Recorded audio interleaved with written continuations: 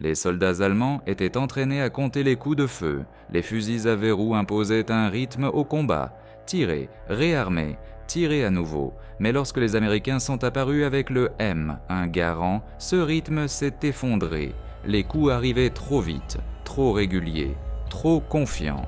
Cela ressemblait moins à affronter de l'infanterie qu'à marcher dans un mur qui ne s'arrêtait jamais. Les unités allemandes hésitaient souvent, attendant un rechargement qui ne venait jamais.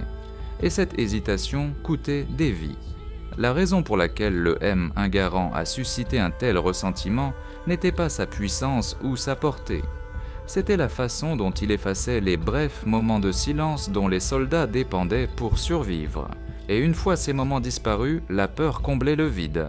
Au début du XXe siècle, la guerre d'infanterie changeait plus vite que la plupart des armées n'étaient prêtes à l'admettre. Les fusils à verrou avaient défini le combat pendant des décennies, mais la Première Guerre mondiale avait exposé leurs limites. Les batailles n'étaient plus gagnées par la seule précision du tir.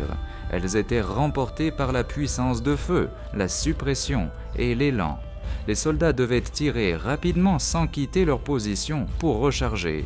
Et cette réalité a poussé l'armée américaine à rechercher quelque chose de radicalement différent, un fusil de service semi-automatique fiable.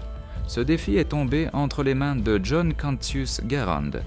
Né au Québec en 1888 et élevé aux États-Unis, Garand n'avait aucun diplôme d'ingénieur. Mais il possédait quelque chose de tout aussi précieux, une compétence mécanique pratique. En travaillant dans des filatures textiles et des ateliers d'outillage, il a appris la forge, la soudure et l'usinage de précision sur le terrain.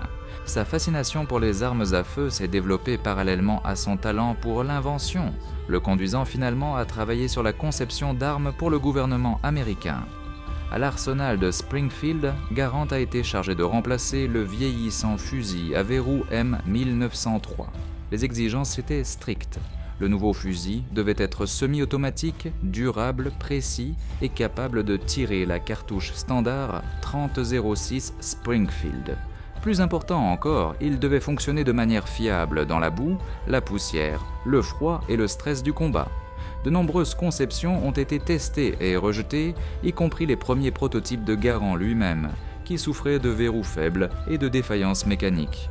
Garand a finalement résolu le problème avec un système à emprunt de gaz. En redirigeant une petite quantité de gaz de chaque cartouche tirée, le fusil pouvait automatiquement éjecter la douille usée et chambrer la cartouche suivante.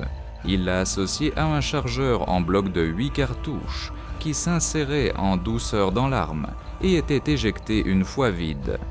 Cette conception équilibrait simplicité, fiabilité et vitesse, précisément ce dont l'armée avait besoin. Après des années d'essais et de perfectionnement, le fusil a été officiellement standardisé sous le nom de M1 en 1936. La production a commencé lentement, mais à mesure que les tensions mondiales augmentaient, l'arsenal de Springfield a considérablement augmenté sa production. Pendant la Seconde Guerre mondiale, des millions de M1 Garand étaient produits, transformant l'idée autrefois controversée de Garand en l'arme standard de l'infanterie américaine et changeant définitivement la façon dont les guerres étaient à mener. Le M1 Garand a été conçu pour faire une chose exceptionnellement bien, maintenir la pression sur l'ennemi sans pause. Sa caractéristique la plus importante était son système semi-automatique à emprunt de gaz, qui permettait au fusil de se recharger automatiquement après chaque coup. Lorsqu'une balle était tirée, le gaz de l'explosion était redirigé à travers un petit orifice près du canon. Ce gaz poussait un piston relié au verrou, éjectant la douille vide et chambrant automatiquement la cartouche suivante. Pour les soldats américains, cela signifiait qu'ils pouvaient tirer à nouveau immédiatement sans toucher le verrou. Pour les soldats allemands, armés principalement de fusils à verrou, car 98K, c'était un sérieux problème.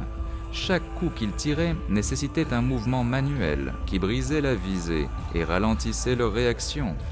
Dans un échange de tirs, cette différence devenait rapidement écrasante. Le chargeur en bloc de 8 cartouches du Garand ajoutait à cette pression. Au lieu de charger les cartouches une par une, les soldats inséraient un chargeur complet et étaient instantanément prêts à tirer. Le rechargement était rapide, simple et cohérent, même sous le stress. Les troupes allemandes ont remarqué que le tir de fusil américain s'arrêtait rarement longtemps, rendant difficile le déplacement ou la contre-attaque.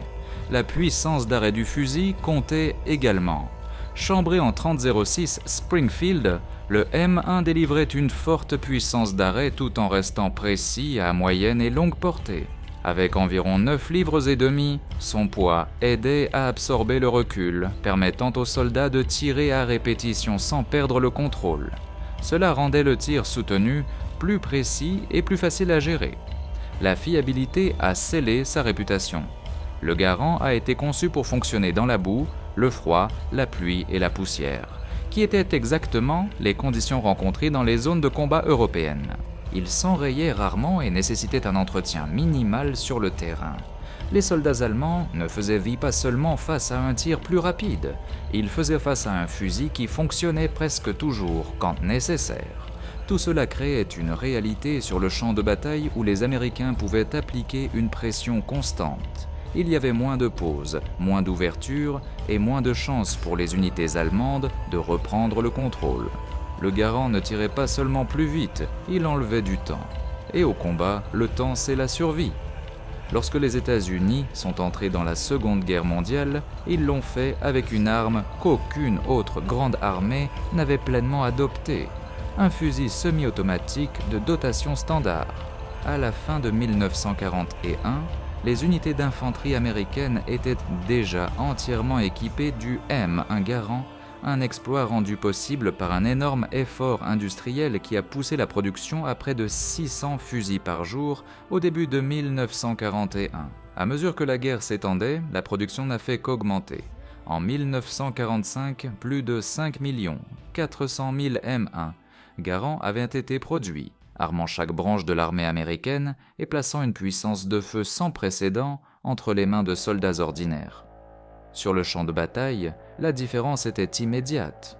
Alors que les troupes américaines tiraient 8 cartouches aussi vite qu'elles pouvaient appuyer sur la gâchette, la plupart de leurs adversaires utilisaient encore des fusils à verrou. Les soldats allemands portaient le carabinaire 98K, les troupes italiennes le Carcano et l'infanterie japonaise l'Arisaka. Toutes des armes précises mais lentes en comparaison. Au combat rapproché, ce délai comptait. Le M1 permettait aux soldats américains de rester agressifs, de maintenir les ennemis cloués au sol et d'avancer tout en tirant. Des rencontres qui dépendaient autrefois de coups soigneusement chronométrés se transformaient maintenant en rafales écrasantes de tirs de fusil soutenus. Cet avantage a remodelé le combat d'infanterie.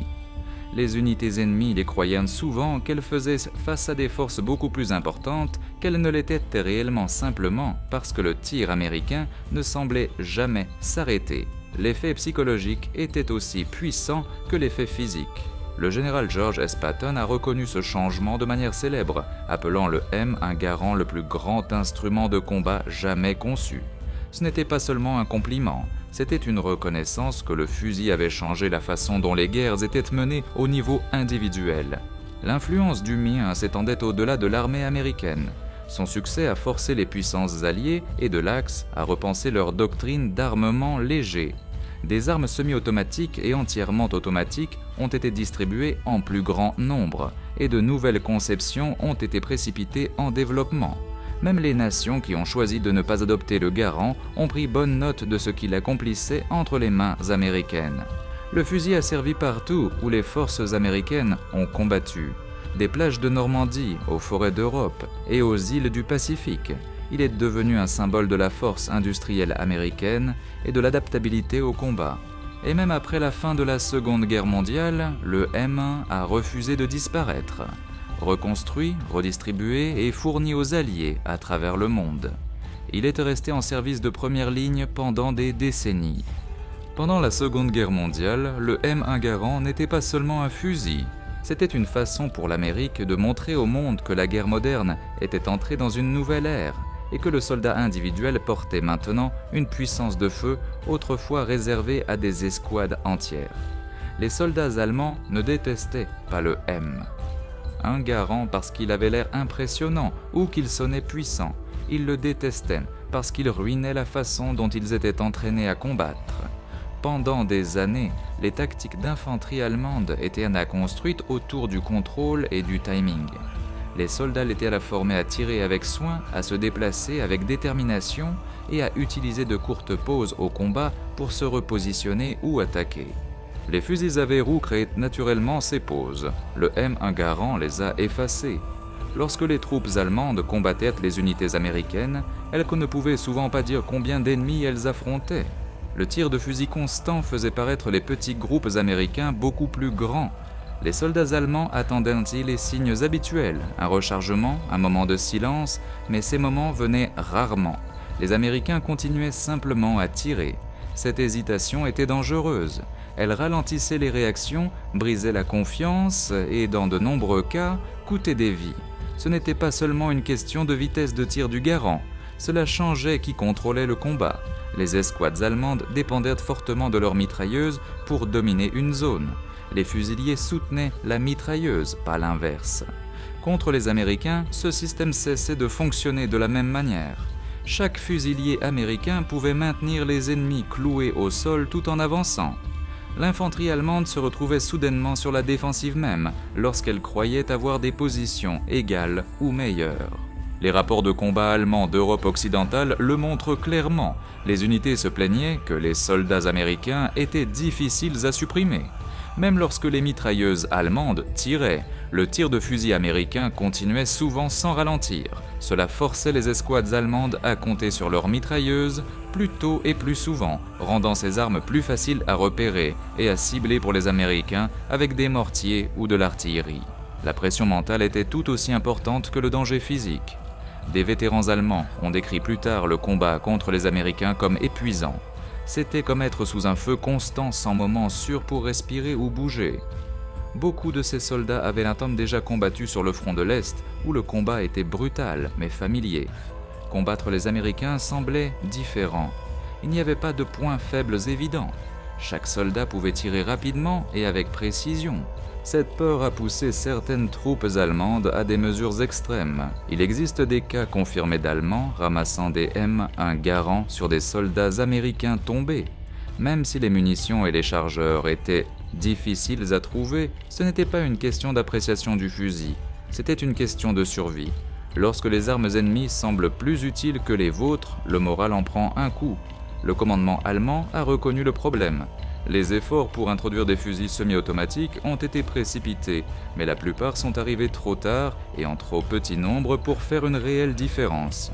Au moment où les solutions sont apparues, les dégâts étaient déjà faits. En fin de compte, les Allemands détestaient le M1 Garand parce qu'il enlevait quelque chose dont ils dépendaient, la prévisibilité. Il rendait le combat plus rapide, plus bruyant et plus difficile à contrôler. Le fusil ne tirait pas seulement des balles. Il supprimait les pauses sur lesquelles les soldats comptaient pour survivre. L'impact du M1 Garand ne s'est pas terminé lorsque la Seconde Guerre mondiale s'est terminée. Son succès a essentiellement changé la façon dont les armées du monde entier pensaient aux armes d'infanterie. Pour la première fois, une grande puissance avait prouvé qu'un fusil semi-automatique de dotation standard pouvait être fiable, produit en masse et efficace au combat réel. Pendant la seule Seconde Guerre mondiale, plus de 5 400 000 M1 Garand ont été produits. Cette échelle comptait. Elle montrait que la puissance de feu moderne n'était pas seulement une question de conception avancée. C'était une question de capacité à équiper des millions de soldats avec. Les forces allemandes ont compris cette leçon à leurs dépens, alors que leurs propres fusils semi-automatiques arrivaient trop tard et en trop petit nombre pour faire une réelle différence. Le Garand a directement influencé les futurs fusils américains. Le M14 était essentiellement une évolution du M1, conservant le même système de fonctionnement de base, tout en ajoutant un chargeur amovible et un tir sélectif. Plus tard, le M16 a poursuivi l'idée que les fusils d'infanterie devaient permettre des tirs de suivi rapide, un effort réduit et un tir soutenu, tous des principes d'abord prouvés par le Garand. La réponse de l'Allemagne en dit également long. Les développements de fin de guerre, comme le STG-44, reflétaient une tentative désespérée de combler l'écart de puissance de feu. Bien que révolutionnaire à sa manière, c'était une réaction à la nouvelle réalité que le Garand avait contribué à créer. Le combat d'infanterie devenait plus rapide, plus agressif et plus axé sur la puissance de feu individuelle. Au-delà du champ de bataille, le M, un Garand, est devenu un symbole.